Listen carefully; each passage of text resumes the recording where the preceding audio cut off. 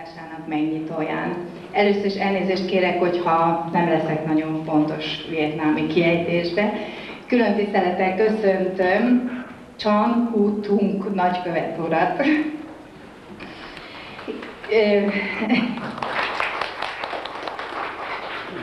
Felkérem Varga Gábor Vilmos urat, az Andrássy úti Aranyhíd Alapítvány elnökét, hogy mutassa be a festőművész munkásságát.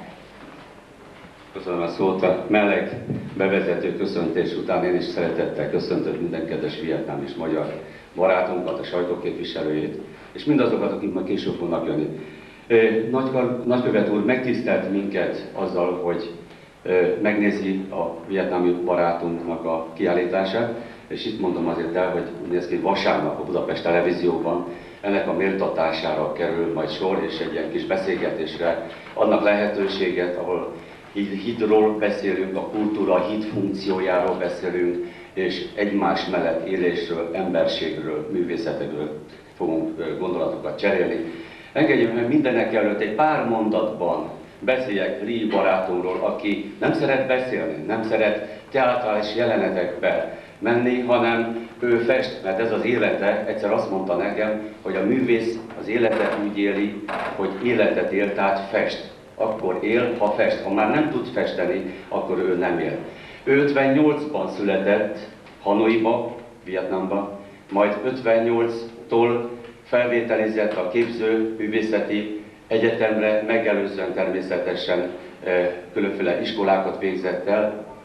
80-ban a Hanoi Művészeti Egyetem, Képzőművészeti Egyetemnek a hallgatója, 86-ban már nem Hanoiban, hanem Ho Chi Minh városban, Saigonban végzi az egyetemet, itt kap diplomát. 87-től tagja a Kulturális Szövetségnek Vietnámban, 88-ban, 87-ben alkotómunkássága Vietnámban történik, 89 óta hazánk második polgára, tehát hiszen úgy értelmezem ezt, hogy ma már Magyarországot szinte második hazájának tekinti barátunk. Három dologról szeretnék beszélni. Nem szeretnék belemenni művészi elemzésekbe, hiszen nem ez a tisztem. Szeretnék az emberről beszélni először, és itt csak a legeket tudom mondani, mert Lee barátunk egyszerű, humánus, pacifista, békebarát, és a művészeteknek élő. Ha valaki valamit ad neki, ő hármat akar visszaadni. Fantasztikus az emberi kapcsolatai, és úgy érzem, hogy ha valahol, valamikor a politika elszokott rontani, mert vannak bizonyos eltérések, a művészetnek a diplomáciája az mindig korrekciót képes végezni, tehát mint ember, Lee nem csak művész, hanem barát és humanista. Mint művész számomra azt mondatja az ő műve, amikor végignézem, ezen az oldalon azt látjuk, hogy a magyar, európai tájnak a lirikus szépsége, a megkapó látványra fogja meg őt, és nem csak spirituálisan belülről fakadóan, ugye egy másképpen lát egy művész, mint egy átlag ember, mert lelkével, szívével lát, hanem hozzáteszi azt a pluszt, és a másik oldalon pedig az ő izmusa van, az ő egyéni belső világa, ahol nagyon jól ötvöződik az a lelki, gyermeki, tanuló élmény, család élménye, a haza élménye, Indokine, Ázsia élménye, színekben harmonizált az ellentétek egysége, a yin, a yang, a piros, a fekete, a rossz, a jó, a sötét, a világos, gazdag színei. Ez jelenik meg az ő munkájában, az én olvasatomban, és rendkívül termékeny. El lehet mondani, hogy amikor őt valami hatás éri, akkor ő ezt feldolgozza, már dobja a vászonra, és nem a hétköznapi gondokkal küszködik, hanem azt az utolsó pénzt is festékre ecsetve, és a barátai támogatásával a művészi életre költi. A harmadik, amiről szót szeretnék ejteni, ez pedig az ő funkciója. Mi azt mondtuk, Deák Katalin vezetőnő nagyon kedvesen mondta, hogy az Andrássy Aranyhíd Európa Alapítvány vezetőjeként most kerül majd a napokba bejegyzése, alapítójaként is.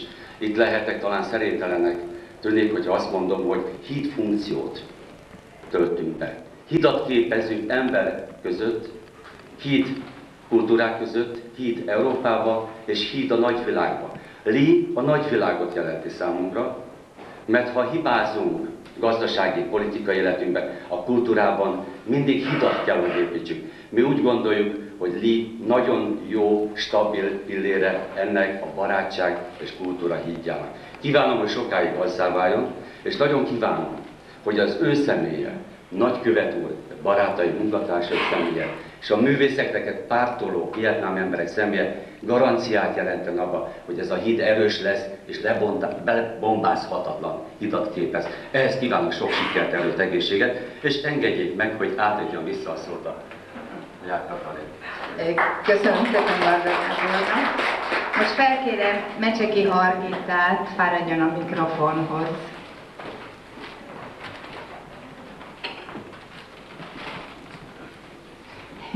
Szobrászművész, egy festő művész munkájáról fog önöknek. Hát tulajdonképpen nem sok mindent tudok mondani, hogy Gábor majdnem mindent elmondott, amit szerettem volna. Úgyhogy én csak annyit szeretnék mondani, hogy egyébként nem tisztem tulajdonképpen, mint szobrászművész, nem szoktam, egyáltalán nyitottam egy kiállítást meg, úgyhogy mondtam is Lének és Gábornak, hogy a maximum arra vagyok képes, hogy a pillanatnyi intuíciómat megosztam esetleg önökkel. Hát fényképről már egy pár nappal ezelőtt Lével, miután összebarátkoztunk, fényképről talán ismerősek egyes képek. Ha összhatását tekintve talán nekem az, ami meglehetősen érdekesnek és tulajdonképpen szembetűnőnek tűnik, hogy talán a fotóknál is ugyanez a dolog már eszembe jutott, hogy mintha időnként az az érzésem, hogy nem is egy ember csinálta volna. Ez nem jelent stílustalanságot, csak inkább a sokszínűségét talán a művésznek, hogy Lee annyira árnyaltan fejezi ki magát, és olyan nagy mélységek vannak benne, és annyira szerteágazó az érdeklődési köre, és olyan nagyon sokszínű a palettája, hogy hát először is nem fér bele statujába, másodszor nem is lenne jó beleférne, és ezt a statujákat ráhúzni senkire. Tulajdonképpen hatással van az emberre a gyönyörűséges magyar táj, amit megfogalmaz, a kicsit impresszionista tájnak mondható, bár csak egyes esetekben, mert egyébként a zsámbéki az kifejezetten más jellegű. Tehát ott például a főfalon, vagyis hát a hátsó falon a zsámbéki és a csónak kettős kép, ami nagyon érdekesen kiegészíti egymást, hogy az annyira finom pasztel színűek, és annyira lehetett finomságúak a rajzok és a rajzolatuk a képnek, és ugyanakkor annyira fantasztikus a pasztelnak különböző árnyalatai, hogy mondjuk nekem mindjárt kedvenceim lettek, megmondom őszintén, de gyönyörűek ezek az intenzívebb színű, esti és egyébként alkonyba készült, vagy nappali fényt árasztó szépséges tájképek, ahol nagyon különös az is, hogy a állatok, megfigyeltem, hogy talán egyetlen egy képen jelentkezik, a középső képen ott, ahol a legelésző állat megjelenik, és ugyanakkor másik oldalon szinte, amit talán inkább nem számítottam erre, hogy az ember mellett nagyon sok esetben találjuk meg, szinte relikviaként, ahogy az állatot kiemeli a természetből, és a saját, tulajdonképpen saját érzelmei által kicsit átalakítva, ahogy mondjuk nem valószínű, hogy egy gólya vagy egyáltalán egy ribó megjelenhetne, vagy ritkán fordul elő, de ennyire szelidített madaraknál nem nagyon léteznek, de hát ez éppen az ő belsejéből táplálkozik, hogy annyira szereti a természetet és az állatvilágot, a növényvilágot, hogy tulajdonképpen így jelenti meg a saját magához képest ezt a fantasztikus közelséget. A baloldali képet megdöbbentő, amit ezt a sokszínűséget mondtam, hogy hát ugye a ritmusban úgy is van elhelyezve, hogy a pasztel és az erőteljes barnák földszínek, hogy meleg tónusúak, tehát mindenképpen érzelemgazdagok, a pasztelos halványabb színűek pedig hát kicsit ezekbe a magasabb régióba emelik az embernek a lelkét ezzel a különös ilyen üveghatású, szinte üvegablakhatású, egészen expresszív, de nem színeiben, hanem formáival, de ugyanakkor mondom ezzel a tisztaságot és talán az étterén világot idézi. Hát talán most pillanatnyilag többet nem is tudok mondani, és viszont tulajdonképpen hát tiszteletem jeléül tudom, hogy már hazájába találkozott a magyar népművészettel, és nagy hatással volt rá is a magyar népdalok és mondta, hogy a néptánc is, tehát ugyanakkor a népünknek a népviselete, és időnként úgy érzi, hogy van nagy hasonlóság a magyar népművészet és az ő népének a sajátos művészete között. Hát most akkor szeretnék két magyar népdalt énekelni, hogy tulajdonképpen ezzel tennék a mondandómra egy pontot.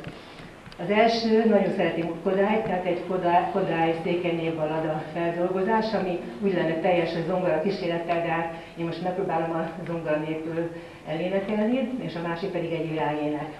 Az első Szomorú Fűszfának 33 ága, és a második az pedig a Magos Kősziklának oldalában nyílik. Picit behangolok, hogy nagyon rossz hangon kezdem. Elnézést, egy polcsot szeretnék én, mert kicsit kiszáradt a bocsánat, hogy ízet vagy akármikor. Csak most egy folyamodok, mert nagyon száradott.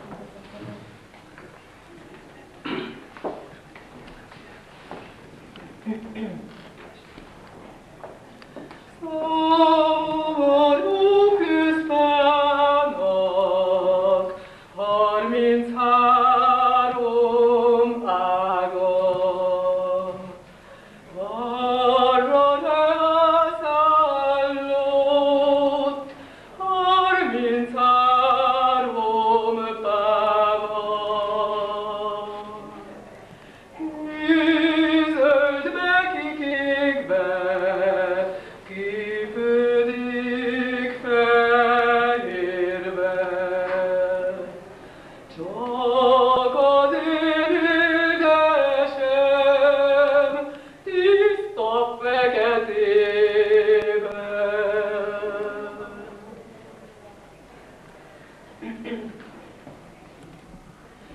Magos Kősziklának oldalából nyílik a szerelem orvosság,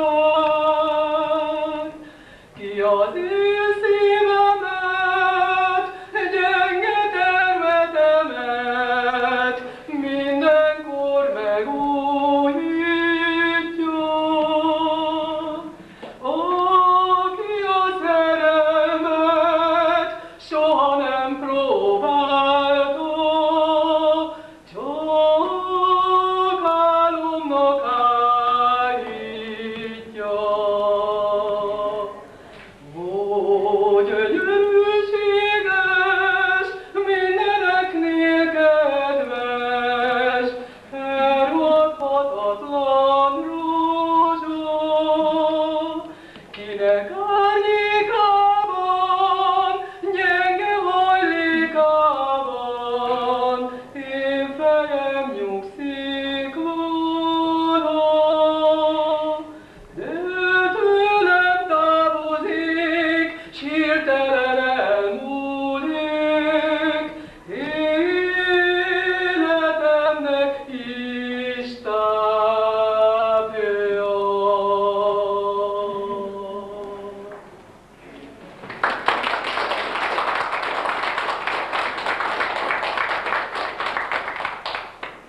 Megköszönöm a művésznő sokoldalú előadását, és felkérem Zapvan Chung urat, a vietnámi közösség elnökét, beszédének megtartására.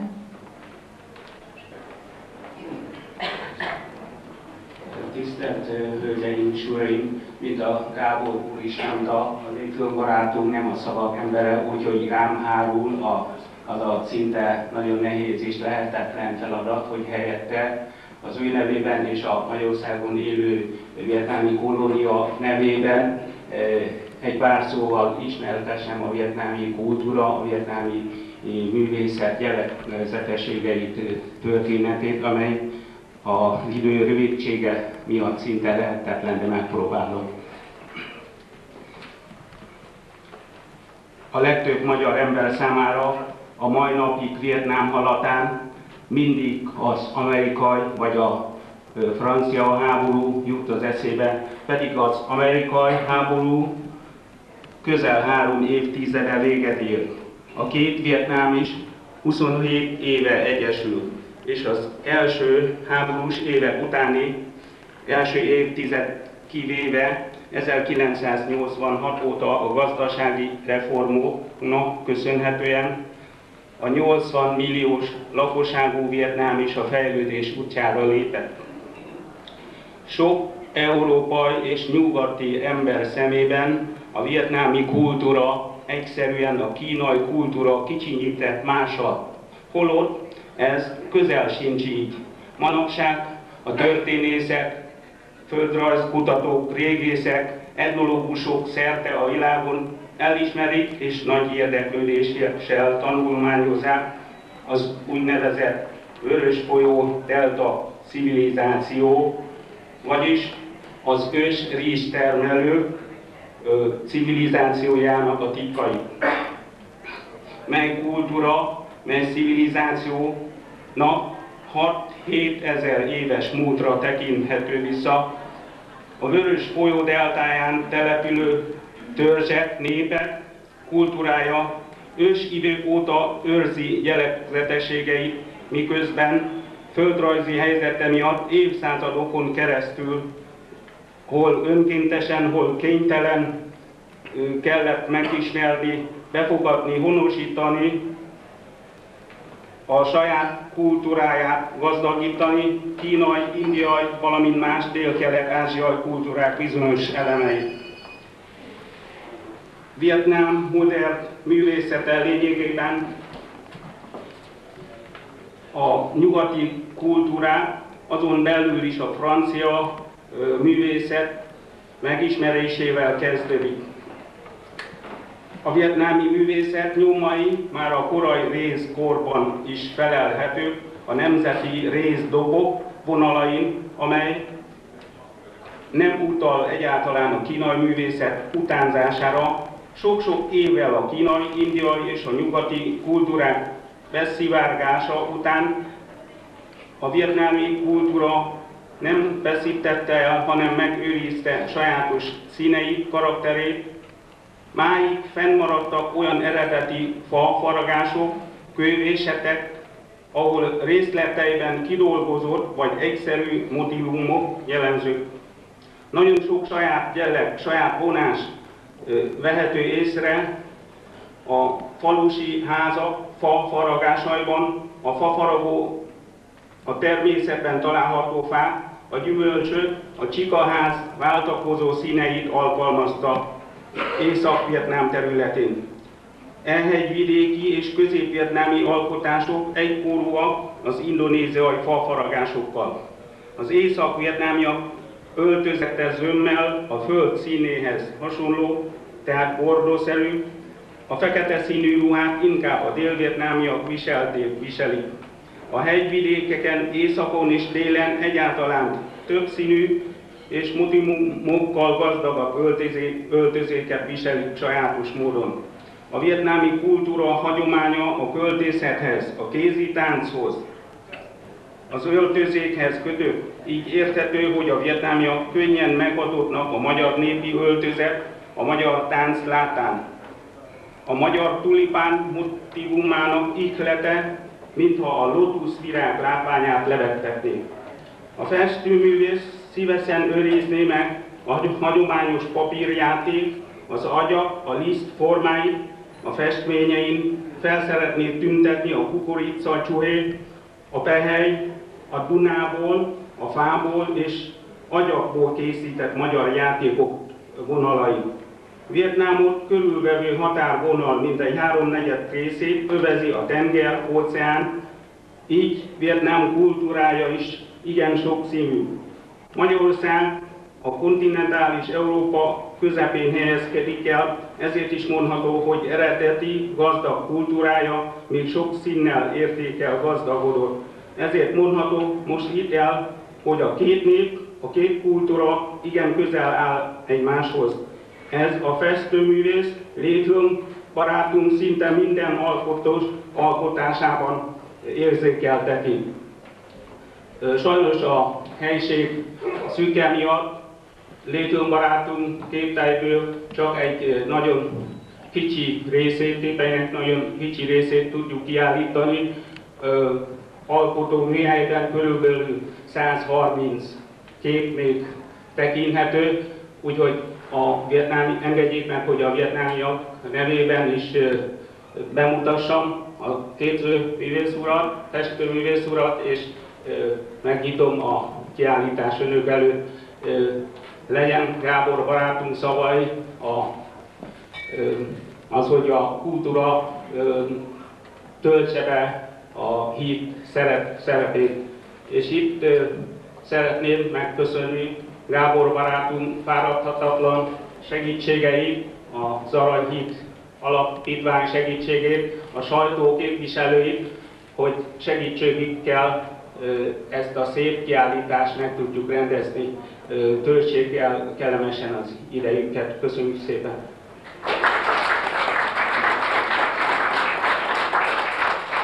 Megköszönöm elnök úrnak a megnyitó beszédét, és végezetül hallgassák meg Chin Hoang Hai, jól mondom, klarinét művész előadását.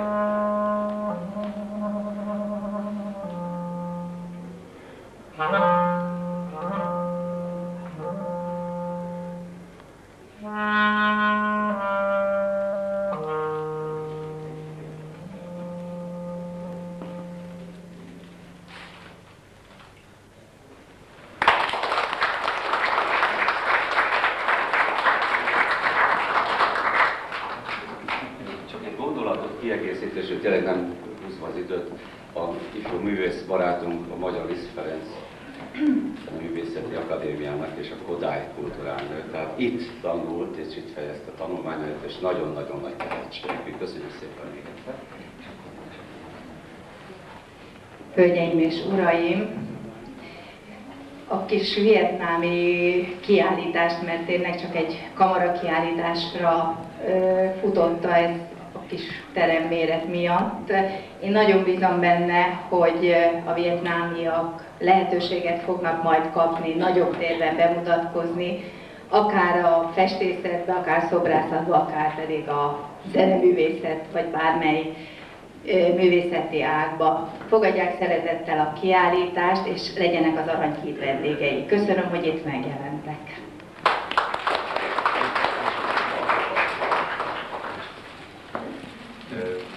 Lee talán nem tudja úgy elmondani magyarul, de gesztusból, udvariasságból és a szeretetük jeléért engedjék meg a művésznő és a házvezetője, hogy egy-egy csokor virágot mindenki nevébe átadjon.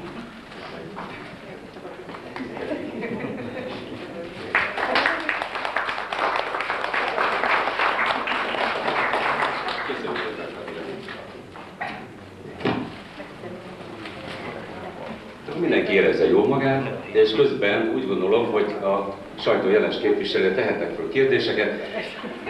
Nagykövet urat elköszönjük, megköszönjük, hogy itt volt, és nagyon-nagyon kedves gesztus tőle, hogy nem azt a negyed órát töltötte, amit az ideje engedte, hanem sokkal többet, úgyhogy találkozunk akkor viszontlátásra vasárnap a televízió. Fogyasszanak egészséggel!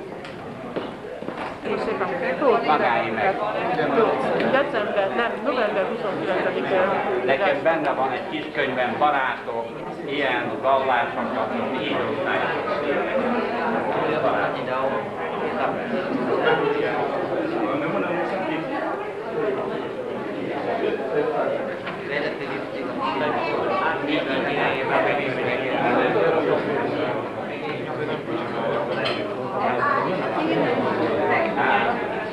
Hagyjad, nem baj. Jó, majd megiszod, jó? Hát akkor a gál. Jó, jó.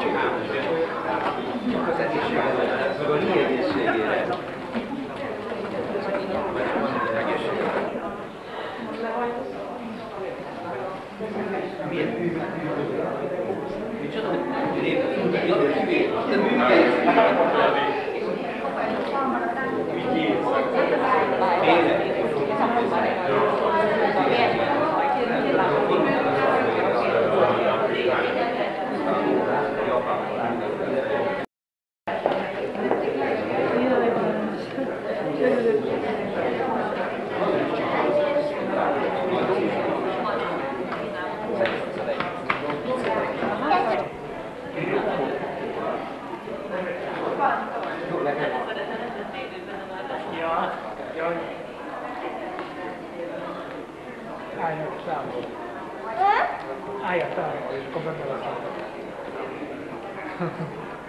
Közel vagy.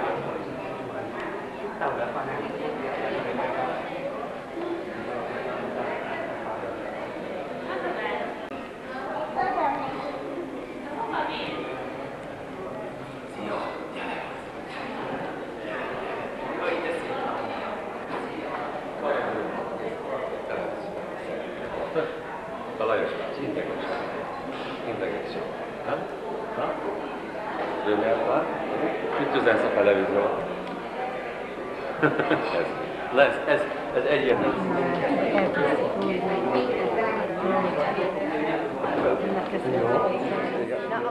Mondom a nevét, mert vietnámi tájszólásról, illetve nyelvhasználatban még kevésbé vagyok jó. Lee Tung festőművész úr, ugye jól mondom, akkor azt mondja, hogy itt van velünk Laurencia, hogyha elmondanál a teljes nevetet, ezt megköszönném.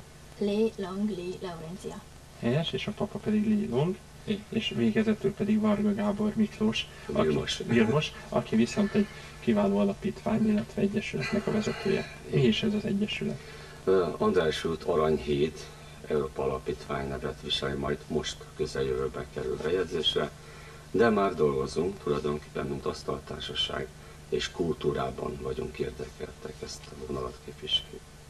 És ugye ennek az alapítványnak a szervezésében, vagy gondoskodásában ugye van egy kiállítás, amely kiállításon ugye Lee Tung festőművész képeit láthatjuk, majd közben megy a bejátszás itt, amiben azt gondolom, hogy láthatóak lesznek a képek. Egy picit, hogyha mesélne magáról. 14 éve. Én 14 éve Magyarország voltam, kevesebb időt tanult, nyelvtan. Sok időt rajzoltam és festettem. Ha szabad segíteni neki kicsit. Persze, hogy lehet talán nehéz persze, de nyugodtan. Köszönöm szépen. 14 éve jött, és Ugye hát eddig nem nagyon volt ideje tanulni nyelvet, inkább keveset tanul nyelvet, inkább festett. Nagyon szeret festeni. Jár nagyon sokat a vidékre, nagyon szereti a magyar népi zenét, népi táncokat, népi rajzokat. Nagyon szereti a falusi életet, és mindenhol, ahol jár, mindig fest valamit. Ez azért is érdekes, hogy az a kérdés, hogy miért pont Magyarország? Tehát honnan jött az ötlet vagy a kötődés, hogy Magyarország, hiszen annyi világnak oly sok tája van, miért pont minket választott, ami nekem kifejezetten örülök, mert azt hadd mondom el, hogy nekem volt szerencsém látni ezt a kiállítást, és hihetetlen ereje van ezeknek a képeknek. Em chỉ có tiếng không biết. Nó mà tại sao anh lại thích nước Hun? Tại sao trên thế giới nó có rất nhiều nước, sao anh lại đến nước Hun? Điều này thì có nhiều người hỏi tôi đó. Nhiều người hỏi tôi thì từ nhỏ thì tôi xem sách bằng tiếng Pháp của ba tôi.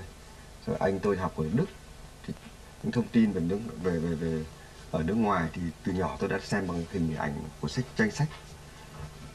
Thì đến đây là hình như là một cơ duyên ở đấy.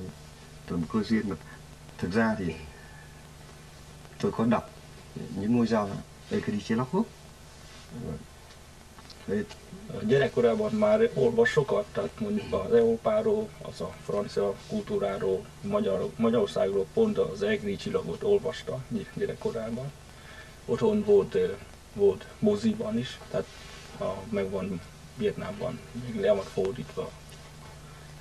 Ha szabad még kiegészíteni, mert 5 éves a kapcsolatunk, és most csak segítőleg szeretnék egy pár jelzőt még hozzá. Nagy hatása volt Kodály zenéje, Bartók zenéje, és érdekes módon, amiről barátunk is tette az előbb említést, hogy ez egy olyan emóciót alakított benne, hogy 89-ben, amikor átjött Európába, akkor Magyarországon ragadt, és egy amerikai-magyar cégnél, filmcégnél rajzolt, festegetett, és ezt követően beleszerelmesült a magyar tájba, a magyar faluba, sok jó barátot szerzett és festett. És hogyha itt tartunk már, hogy festés, akkor úgy tudom, hogy gyermekeket is tanít, így például téged is. Milyen tanár a mester? Nagyon jó tanár. Tájképeket tanít nekem, hogyan kell lefesteni. Meg a grafikákat is. És szigorú, vagy pedig igazságos ezért? Jóságos inkább. Inkább jóságos? Szerintem. Ugye kérdeztem itt a beszélgetés elején, amit még a nézők nem láthattak, hogy voltál te már ugye Vietnámban, és mondtad, hogy csak 2 évesen volt szerencséd látni, de azért olvasol az országról? Inkább mesélnek nekem. Anyukám meg apa is. Ezt azért is kérdezem, és itt visszafolytalnék ugye arra az alapítványra, ami majd létrejön. Milyenek a magyar kulturális kapcsolatok Vietnámmal?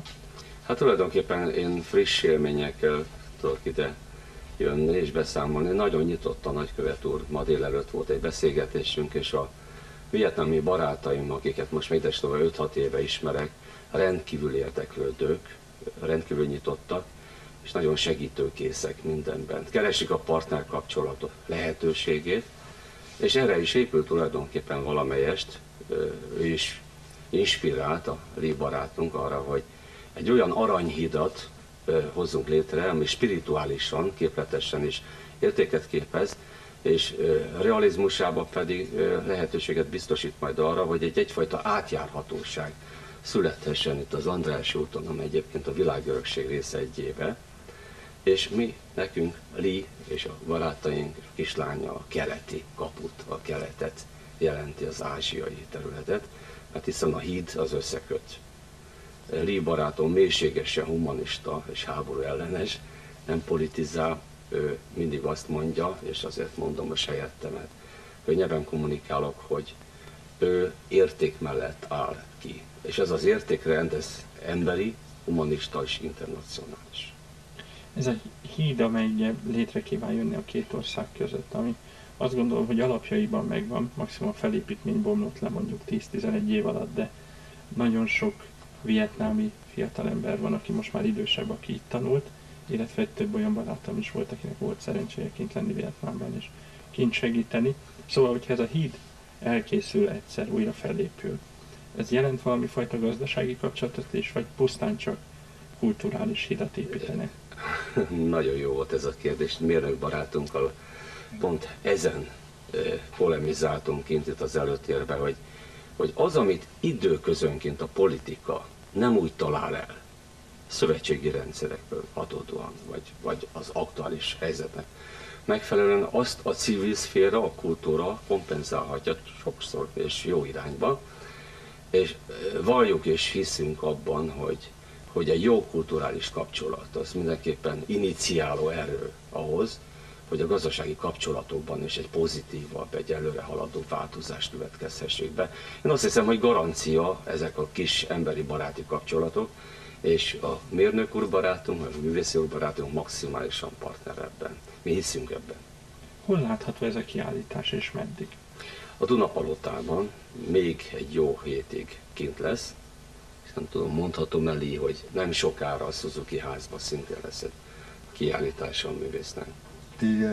14 évig Magyarország sok rajzolta 150 rajzet, olajfestmény, tempera, tájkép, emberi magyar népművészet, nagyon szerettem. Ha visszahaza mutatom a barátom, vagy otthon, hogy magyar, az sok vietnámi nem barátom kultúrát, nem tud milyen magyar kultúrát szeretem ott. Itt kiállítás, majd Vietnám népművész különbséget ha kínai Vietnám más.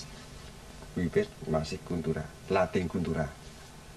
Apukám író, újságában úgy, ő sem testvérem Japánország tanáregyetem, kapcsolatban rasszák kultúrá. Van különbségben a határ nélkül a kultúrá. Van különbség. Magyar néprajz, magyar népruha, népművész különbség, de nincsen határ. Olyan gondoltam. Azt gondolom, hogy minden esetre abból is példát adott, hogy a magyar nyelv nem olyan nehéz, hogy ne lehessen megtanulni, ha valaki nagyon szeretné, és ezt külön gratulálok. A kiállításhoz, illetve az aukcióhoz, ami már úgy tudom, hogy egyszer volt, sok sikert kívánok, és bízom benne, hogy beszélhetünk majd még ebben a műsorban, úgyis, hogy nagykövet úr is jelen van, és lesz mód és lehetőség arra, hogy egy kicsit többet tudjunk meg Vietnámról, a vietnámi emberekről, a vietnámi kultúráról, és esetleg mi is többet tudjunk adni a magyar kultúrához. Köszönöm, hogy itt voltak. Köszönjük szépen. Köszönjük.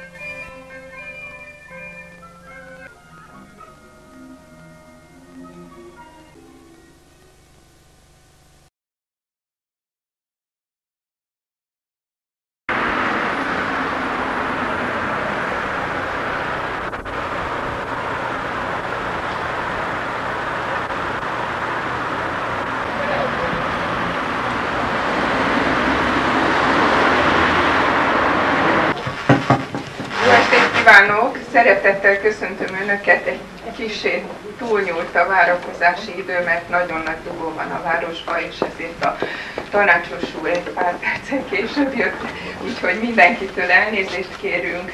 Ő a VIP vendég valójában a mai estén, a nevét szeretném jól ejteni, Lekong Bang úr. Úgyhogy köszöntjük szeretettel. És mint látják, nagyon sok szereplője van a mai estének, úgyhogy szeretném elsősorban dr. Losonczy Miklós művészettörténész, esztéta és költő urat bemutatni önöknek, aki megnyitja a vietnámi festőművész úrnak a kiállítását, Lee Tuong, nem Lee Tuong, de ő is fog énekelni, igen, most nagyon bajban vagyok a külföldi nevekkel. Valójában ez a kiállítás azt a nevet kapta, hogy Híd a világba, amely egyezik a folyóiratnak a címével, amelyik itt Magyarországon is működik és szervezi a kulturális kapcsolatokat. A mai estén zenét is fogunk hallani. Szeretném majd az énekeseket is végigmondani normálisan. Trongmin úr énekel.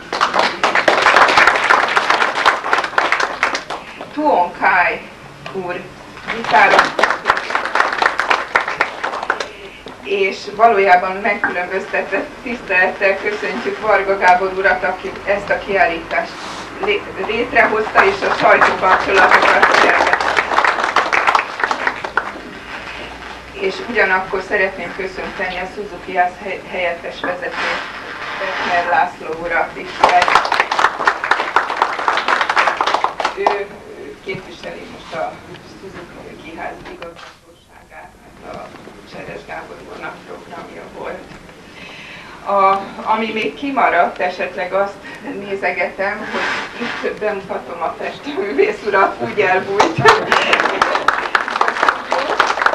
És a legjobb barátját, Lilang urat, aki rengeteget segített, és valójában ő tette föl a képeket. És van egy magyar énekesünk is, Mecseki Harita szobrászművésznő, aki a Dunapalotában már megnyitotta a hasonló kiállítást, és az énekében még szépítette is a programot. Tehát most felkérem Losonci Miklós urat, hogy nyissa meg a kiállítást. Sok szeretettel köszöntöm kedves magyar és vietnámi barátainkat, a művész urat, Ly Tu Ongot, aki festményeit mutatja be nekünk.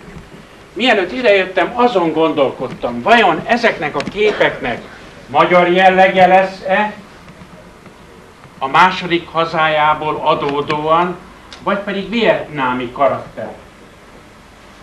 Mert hiszen ez a legnehezebb, hogy egy vietnámi karaktert egyeztetni a magyar tájak hangulatával. Csak hogy a festőművésznek könnyű volt a dolga, mert népeink valamiképpen történelmükben egyeznek. Vietnám is sok ezer év küzdelmével megvívta a maga függetlenségi harcát, és a harmadik évezredre Vietnám létezik. És azok a befolyások, amelyek Kína, India, Franciaország, Amerika részéről, az USA részéről érték, nem is jótékony hatással, mi is elmondhatjuk, hogy voltak itt mongolok, besenyők, voltak itt törökök, németek, oroszok, de mi mégis függetlenek vagyunk, és magyarok vagyunk. Akkor, amikor ebben a világzengésben azért egyes népek és nemzetek eltűntek.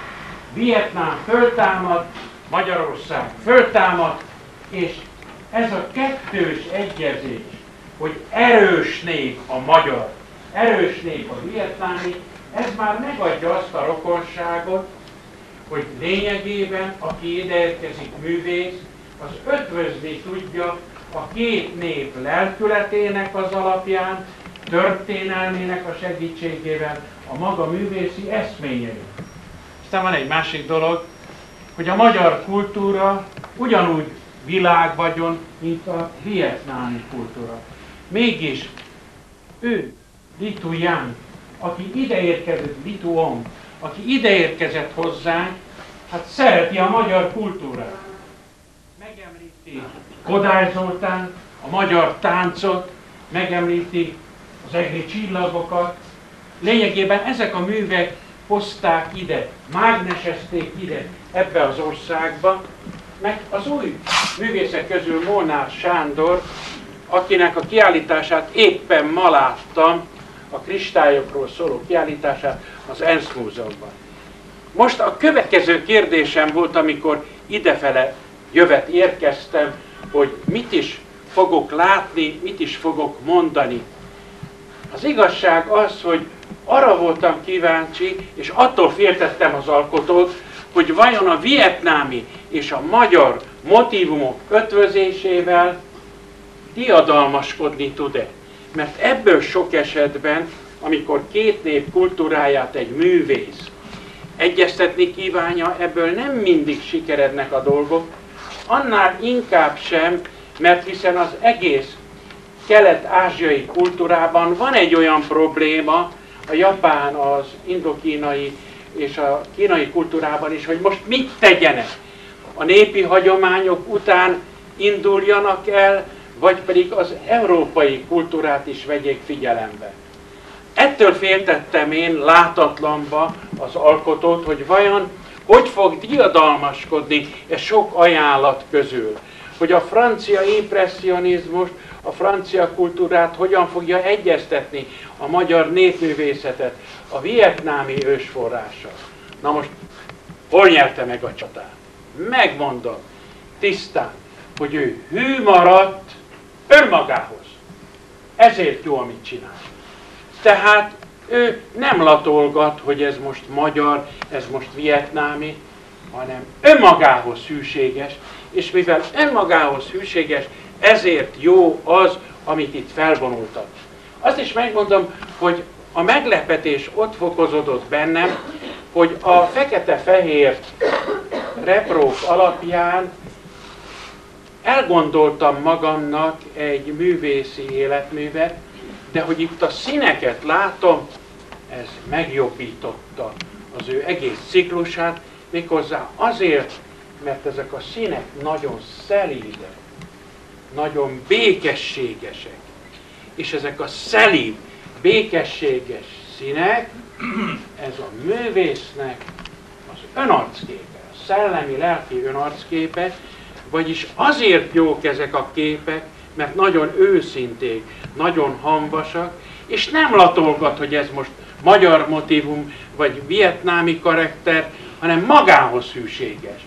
Tehát, hogyha napfogyatkozás, akkor ez egy általános emberi, ámulnivaló dolog, hogy nézem a napfogyatkozás ősi csodáját, akár vietnámi vagyok, akár magyar vagyok, és ez az általános emberi itt a képen megjelenik, mint egy egyetemes emberi önarckép, azzal a hűséggel, ahogy a festő ezt látta.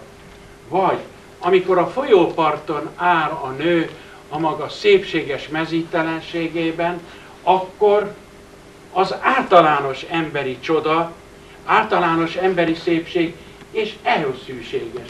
Vagy akkor, amikor azt a magyar asszonyt láttatja, akkor megint a női szelídség, hogy az édesanyjáról rajzolt nagyon finom kép, amelyben érződik a művésznek a szeretete az egyetlen anya iránt, akkor ez a női szelídség találkozik, ahogy Babics olyan gyönyörűen mondotta, száradt tőke, tavai vendég, nekem már a tavasz is ellenség, csak te borulsz rám, asszonyi jóság, mint letört karóra rózsák. Na ez az asszonyi jóság az édesanyjának az arcvonásaiból, mennek az általa megfestett nőnek a portréjából egyaránt sugárzik, vagyis itt már nem az dominál, hogy vietnámi magyar, hanem az általános emberi szépség. És ez az, ami az ő képeit olyan különlegessé és olyan megnyugvásossá teszi. Békét érzünk, tehát úgy gyönyörködünk, hogy harmóniát érzünk magunkban, békességet érzünk magunkban, egyszerűen azért, mert a művész maga békességes, és a lelkének a békéjét, a lelkének a harmóniáját, azt rásugározza a képekre, és azt mi át tudjuk venni.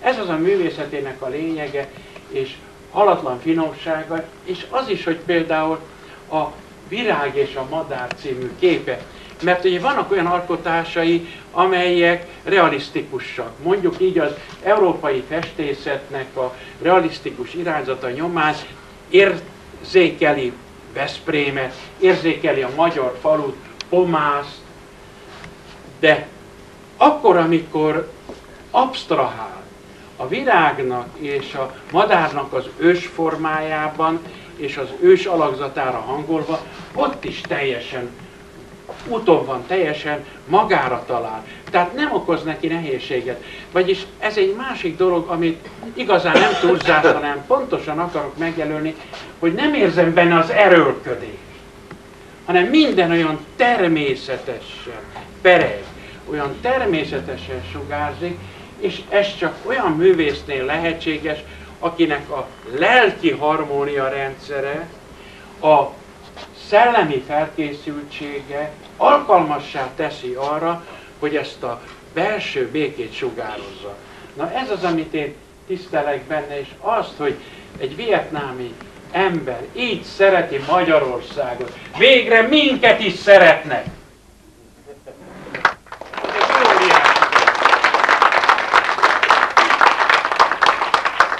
És én, hogy látom ezeket a műveket, én is jobban szeretem Vietnámot.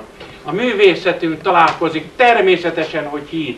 Na de ez a híd olyan, hogy két markáns nép, amelyik helytáll a történelem ősi küzdelmében, és megmaradt, és építi a következő ezredévét, az ebben találkozik. És én ezért nagy-nagy tisztelettel és szeretettel köszöntöm őt körünkben, és kívánom azt, hogy a mi népeink, a mi nemzeteink boldoguljanak, mert ránk fér annyi küzdelem, annyi túlerővel vívott csata után, ránk fér, hogy boldogok legyünk.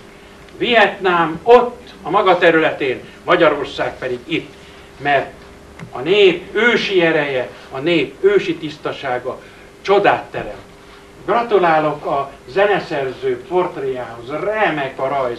De tulajdonképpen, amikor azt mondtam, hogy nem érzem az erőlködést, akkor azt is hozzáteszem, hogy minden olyan szépen alakul. Tehát könnyedén, hogy a magyar Kosztolányinak a versei peregnek, mert Kosztolányit azért tudom nagyon-nagyon szeretni, mert olyan könnyedén írja a verseit és a novelláit, mintha egyáltalán semmi erőfeszítés nem lenne benne, és itt is azt érzem, hogy valahogy Ly Tu Ongnál a művészettel való küzdelem, az nem látszik. Egyszerűen azért nem látszik, mert gondolom, hogy úgy fest, hogy mikor fest, akkor már a kész kép benne elkészül. Tehát ennek következtében nagyon hangulatosan, nagyon szelíden. Ez a József Attila gondolat, ő mondta azt, szívemben elidőz a tigris és a szelíd őz, mondja József Attila. Itt azt látom, hogy itt a szelíd őz, ami nagyon elidőz az ő művészetében, a tájképeiben, és természetesen az nekünk külön örömünk, hogy egy vietnámi szemmel érző, látó, alkotó, ami gyönyörű magyar hazánkat festi meg, Kodálynak a szellemében. Hadd mondjam el, hogy Kodálynak van, tudom, hogy a festőművész szereti Kodályt, hát Kodálynak az esti dala az olyan világcsodája, a maga csöndjével, a maga harmónia rendszerével, hogy ezt a Kodály Zoltánnál az esti dalban megpillantott csönd az, amit a színekben visszatér, és valamiképpen egy sajátos, nagyon tiszta, őszinte emberi világot akar. Kívánom azt, hogy jó egészségben érkezzen vissza első hazájába, Vietnámba, utána jöjjön vissza második otthonába, a mi hazánkba, fesse meg azokat az élményeit, amelyeket itt lát, és én nagyon boldog lennék, hogy Vietnámba hazaérkezve onnan is hozna nekünk egy-két olyan kincset, mint Vietnám üzenetét ide, erre a magyar hazába, és talán egyszer még arra is fog telni erejéből, energiájából, hogy egy nagy montásképen a vietnámi és a magyar életérzés komponenseit ragadja meg egy önálló nagy festményen. Az önök szíves jelenlétében Ly Tu Ong festőművész kiállítását megnyitom.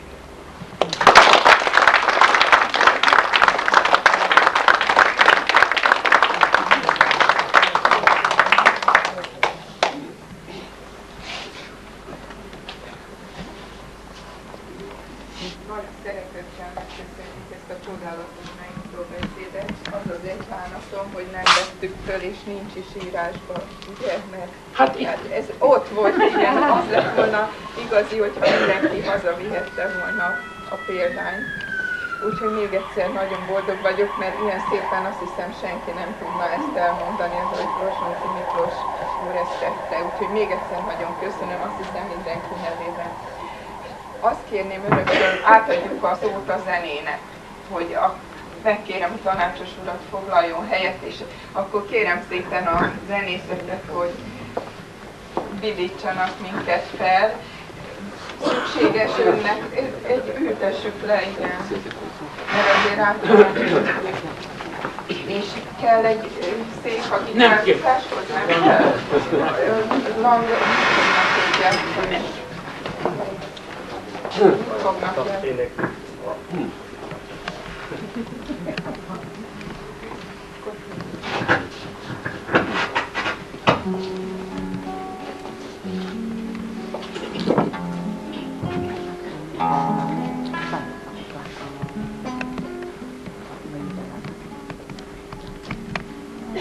Cõi nắng trên vai em gầy, đường xa áo bay, nắng qua mặt người, lòng hoa bướm say. Lối em đi về, nào anh có hay? Đường đi suốt mùa nắng lên tháp đầy. Gọi nắng cho cơn mê chiều, nhiều hoa trắng bay, cho tay em dài gầy thêm nắng mai. Bước chân em về, nào anh có hay? Gọi tên em mãi suốt cơn mê này. Thôi xin ơn đời trong cơn mê này, gọi mùa thu tới. Tôi đưa em về, chân em bước nhẹ, trời buồn gió cao. Đời xin có nhau, dài cho mãi sau, nắng không gọi sầu. Áo xưa dù nhiều, cũng xin bạc đầu, gọi mãi tên nhau.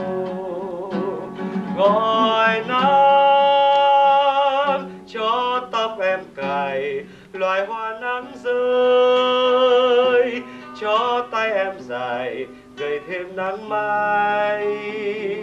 Áo em bây giờ mờ xa néo mây, gọi tên em mãi suốt cơn mê này.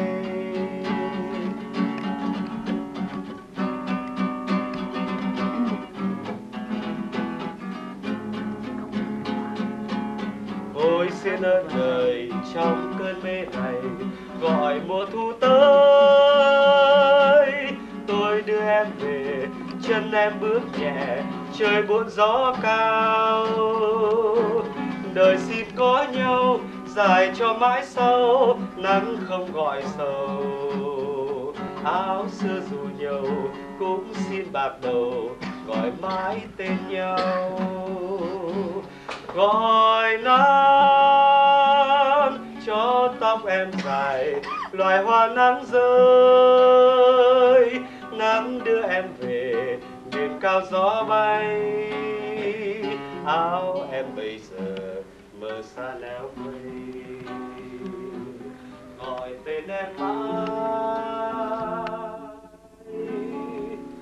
suốt cơn mê này.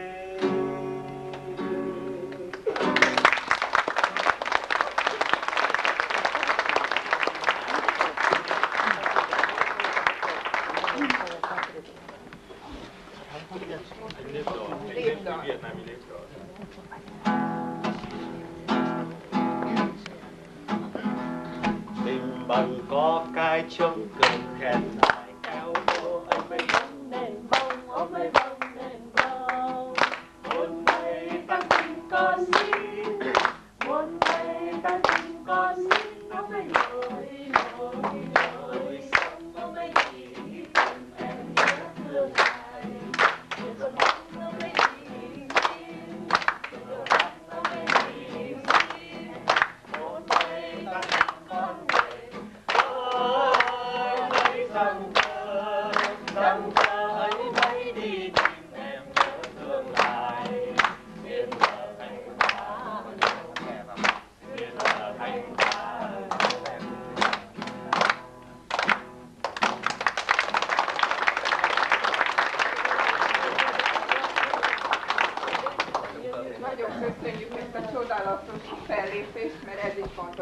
volt, és most jön a magyar változata Mecseki Margitától, hogy párosítsuk a vietnámi és a magyar éneket is, úgyhogy megkérem, hogy ők konferáljanak, hogy mit fogunk hallani. Mivel Lee szó volt róla, hogy már kint Vietnámban is megismerkedett Kodály Zoltán nagy zenével, ezért a két Kodály Zoltán gyűjtéséből két Székelyné Baldát énekelnék. Szomorú tűzfának 33 ága, arra rászállott 33 páva. Zöldbe kikékbe kifődik fehérbe, csak az én édesem tiszta feketébe.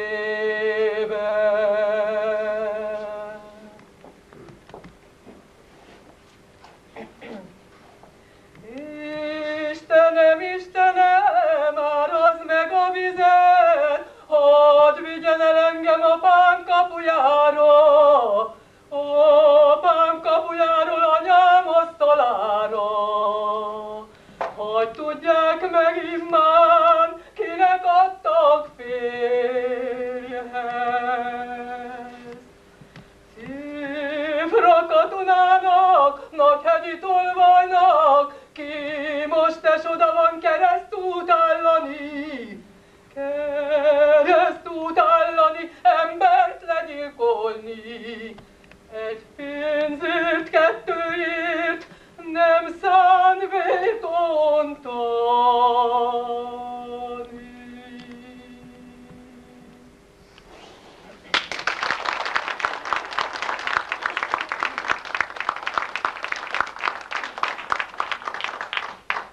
Elnézést, egy másik epizód következik.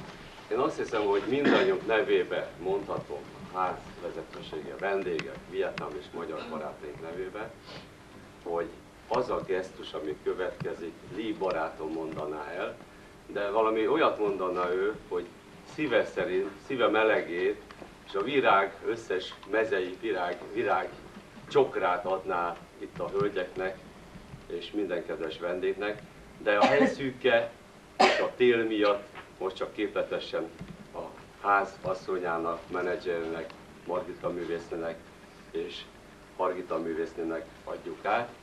Lee adja a puszit, meg segítek neki a virágot. Köszönöm szépen a segítséget. Nem számítottam rá, hogy ilyet fogok mondani. Szintén.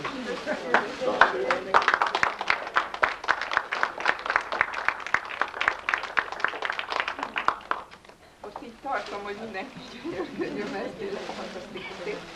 Egy kis szünet fog következni, mindenkinek megköszönöm, aki eddig fellépett, és tényleg megajándékozott minket énekkel, beszéddel, és most jönne a parti szerviz, és kérem, hogy a szünet alatt a nevüket tegyék be a kagylóba, mert lesz egy tombola sorsolás, aminek a végén maga Lee Tuong is fog énekelni, és egy ilyen hitvallását búcsúzásképpen fölolvassa, úgyhogy ez a program hátra van, hogy kérem, hogy töltsék jól az időt, kellemesen érezzék magukat, fogyasszák el a finom ennivalót, ismerkedjenek egymással, és ne felejtsék el, hogy decemberben is találkozunk itt, december 11-én 7 éves a Suzuki Galéria, Ákároly fotoművész úrnak lesz egy nagyszerű tárlata.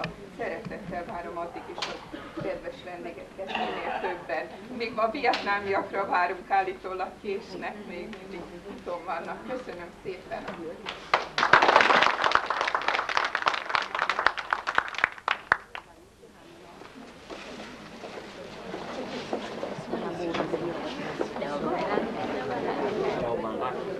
A vendégkönyv a Lié. Hát ezt ki kéne tenni. Ki kéne tenni. Egy kis tányér.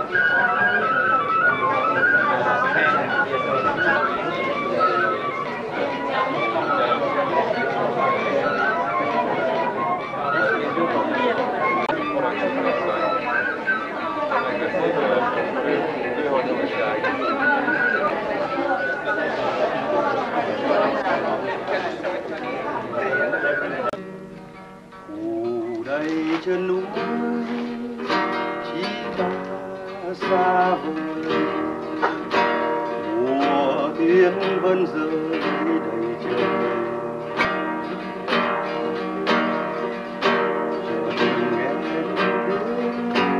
Tay em rung rời, người chính em yêu ngàn rồi. Ôi, lấy tay rồi còn đâu, lấy đâu tay lành dặn cho chàng. Ôi chân núi chỉ ta xa vời, vẫn rơi đầy trời.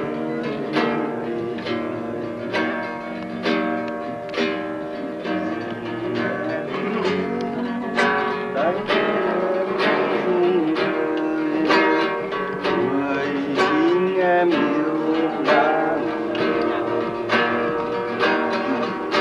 Ôi với đôi tay rồi còn đâu, lấy đâu tay lành chăm cho chàng.